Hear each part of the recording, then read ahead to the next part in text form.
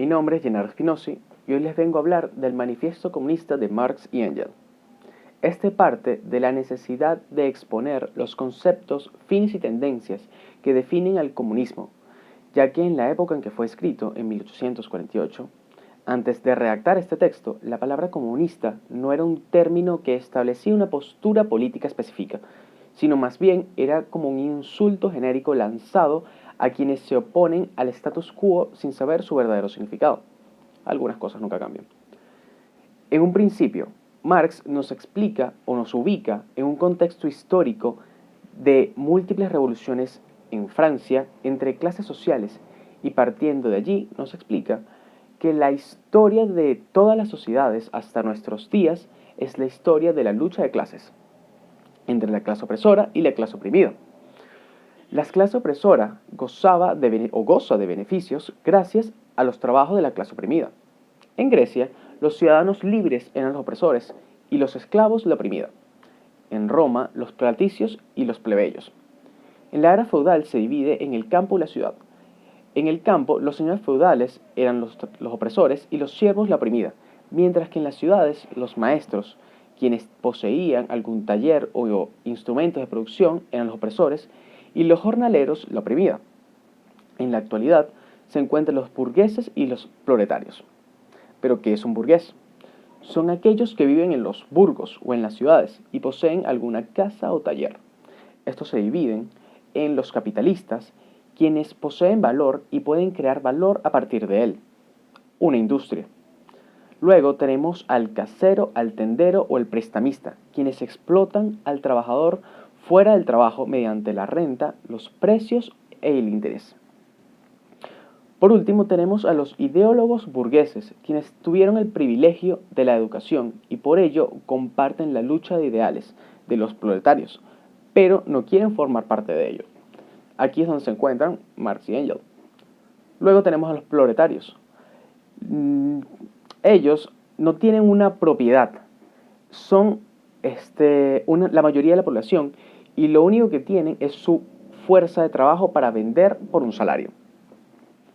La visión histórica que nos presenta es el desarrollo de las fuerzas productivas, la cual crea nuevas relaciones de producción y produce enfrentamientos entre las clases sociales que favorecen una relación de producción con respecto a la otra.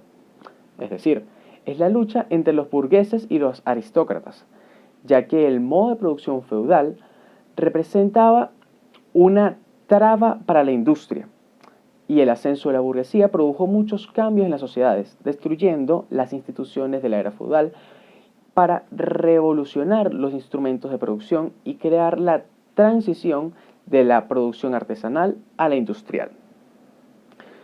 Pero el aumento de la producción no paró cuando la burguesía alcanzó su hegemonía.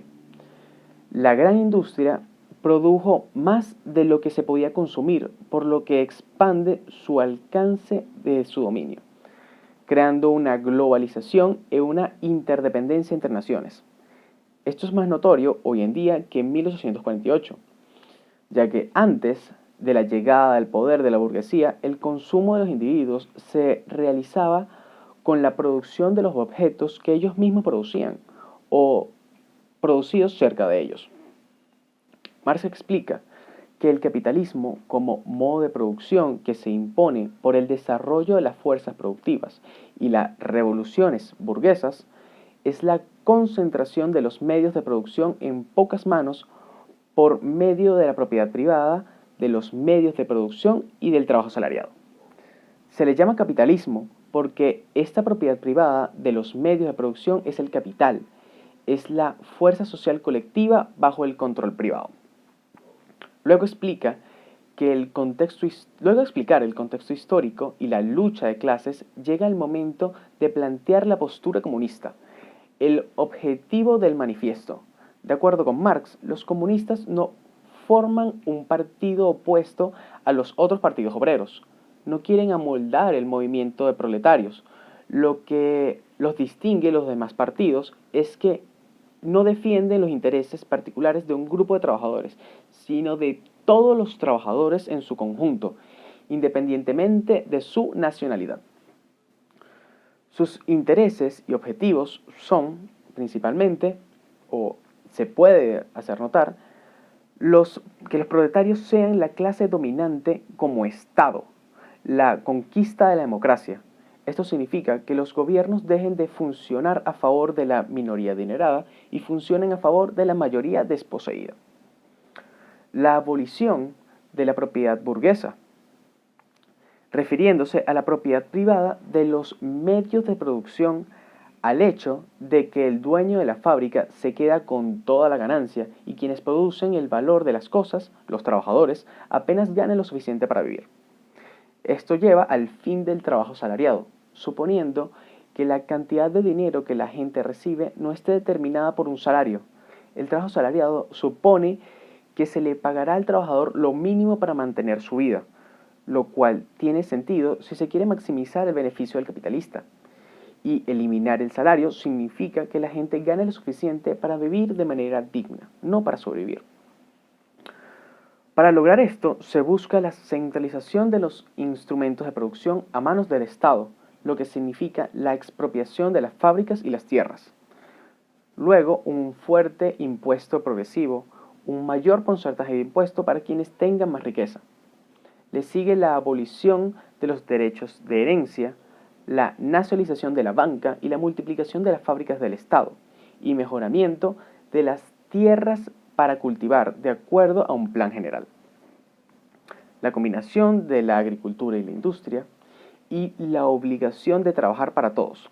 Esto significa que quienes trabajan son los mismos que toman las decisiones sobre cómo trabajar y podrían hacer que los espacios y formas de trabajo sean más humanos.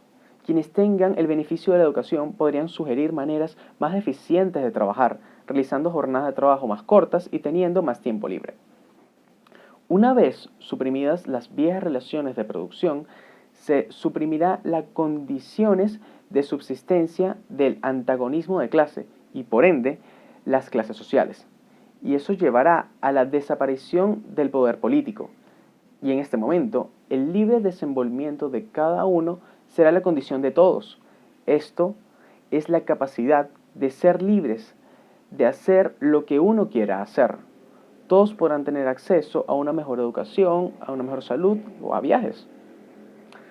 Quedando así expuesta la problemática que la Liga Comunista veía en el mundo y la solución que aquí plantea. Muchas gracias.